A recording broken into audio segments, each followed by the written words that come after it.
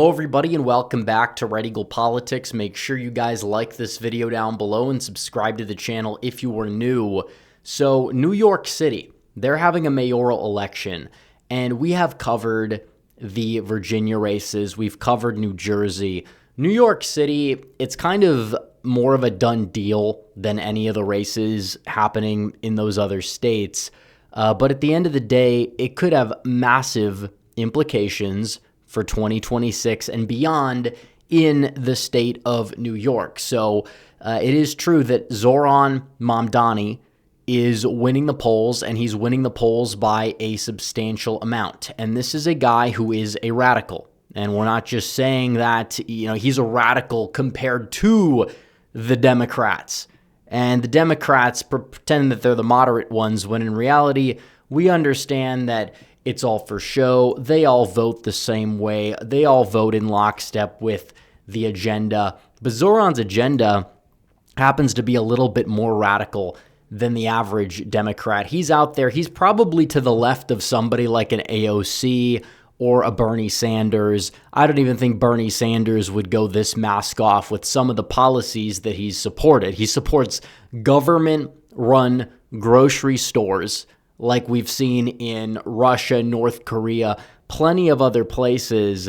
This guy's a full-on socialist. He's somebody who's gone out there, say, defund the police, globalize the intifada. He's basically pro-Hamas, and we know that. And he's really able to capitalize on a lot of the recent Islamic migration to New York City that has happened in places like Queens, and nobody ever talks about it. It's true, because you had a lot of people after the primary saying, why is he doing well in the Asian neighborhoods? That's surprising. And in reality, it's not because he's doing super well among Chinese voters. It's because of the Pakistani voters that have been imported since the Obama administration in the state of New York, and he rode that wave to victory, and he is going up against Andrew Cuomo yet again. Now, Andrew Cuomo is somebody who is just a disgraced governor. He was the opposition in the primary. I have no idea who in their right mind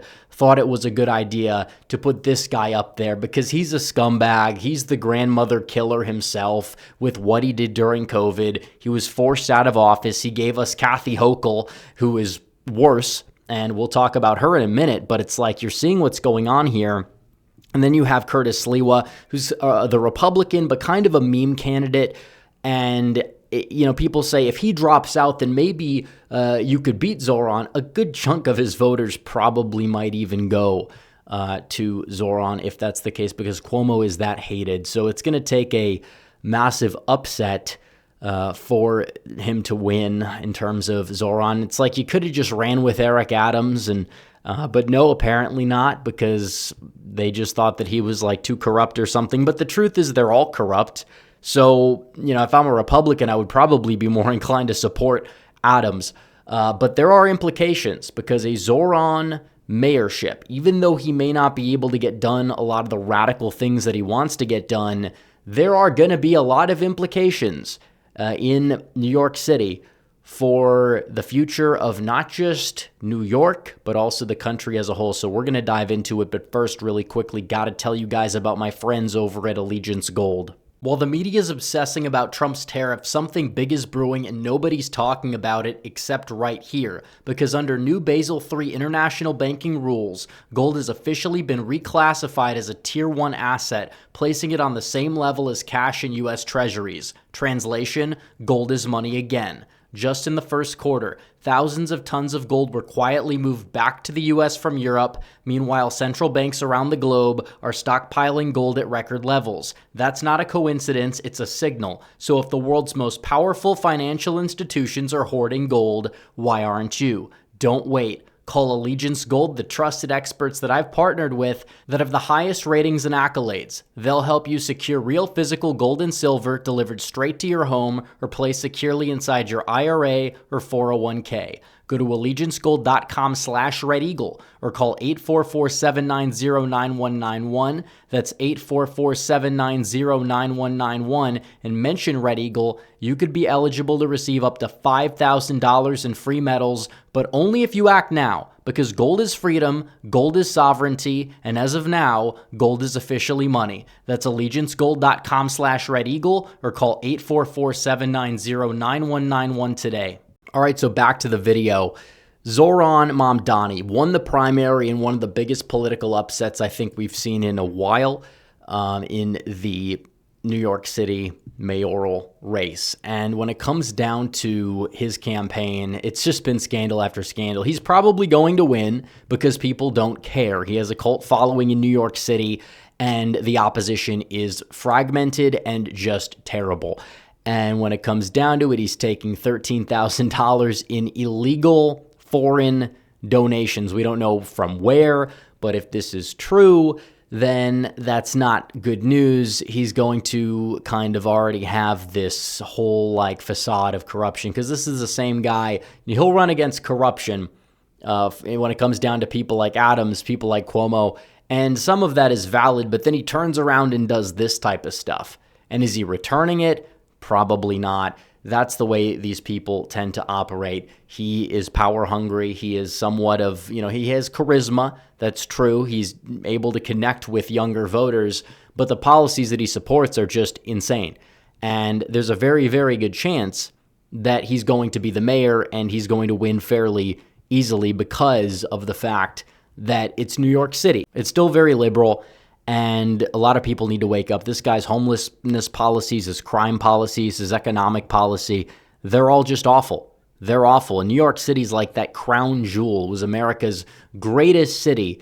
And it maintained that edge even, 20 years ago or so, when you had competent leadership like Giuliani and even Bloomberg to an extent when it came down to issues like crime and having a clean city. And that's kind of changed. New York City is kind of becoming what London is becoming to a certain extent. And that's not a good thing.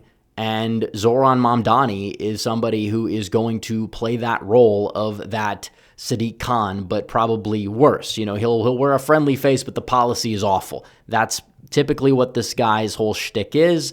And because of the opposition, he's probably able to win. But what does this exactly mean? You have a radical guy who turns off independent voters. But the Democrats at large, these so-called moderates who are anything but moderate, they have to answer their far left base.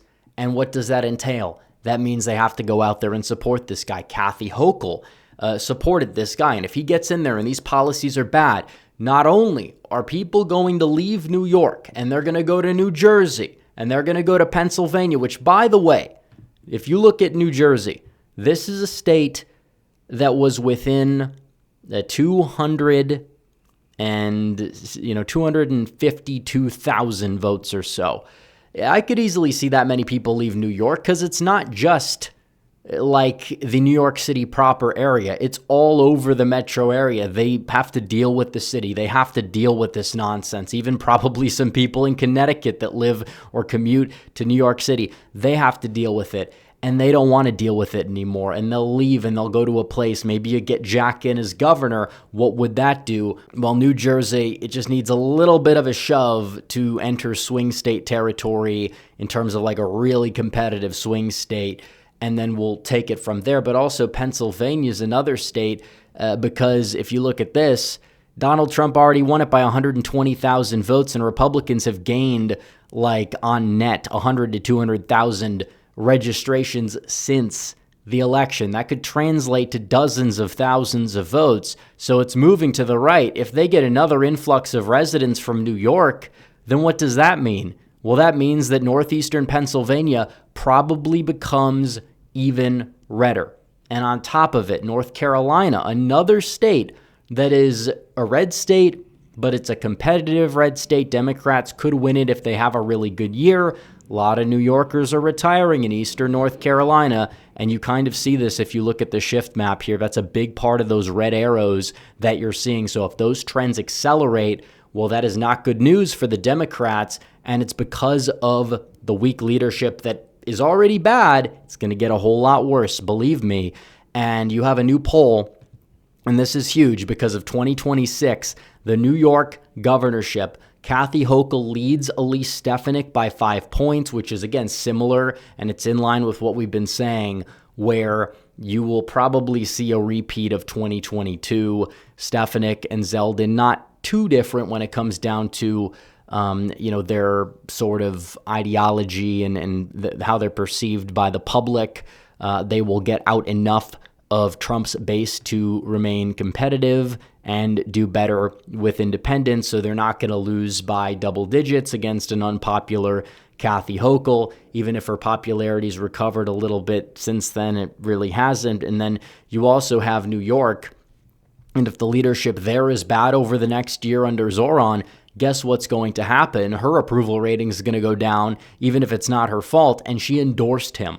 And after people are informed about the endorsement, which some of these polls, it's a little bit iffy, but it's very early, a lot of time, they can just kind of tell you that this is something that's a negative. Hochul actually loses support to Stefanik. Stefanik goes up by 3.4, Hochul goes down by 3.1, Elise Stefanik in the lead at 46.4% to 45.9%, with roughly 8% of the vote undecided and up for grabs. And that's huge because even in the original poll, Kathy Hochul is at 48. So can it happen? Well, possibly, because there's multiple avenues here. And it's strange because what we're seeing is a nationwide phenomenon.